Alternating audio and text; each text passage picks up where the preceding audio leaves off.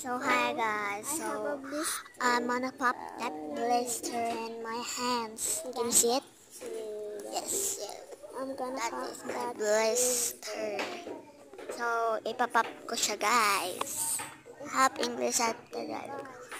So kasi mayroon akong blister in my hand. So ipapop ko na siya.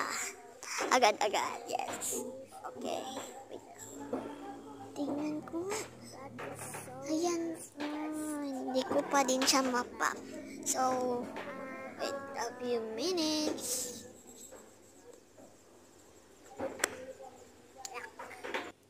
Ewy.